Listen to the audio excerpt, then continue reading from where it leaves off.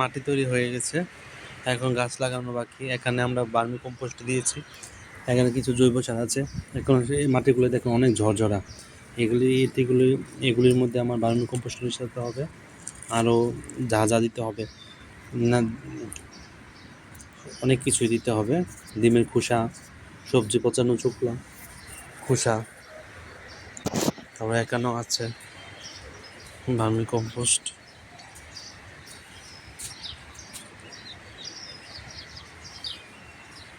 সব কিছু মিক্সচার।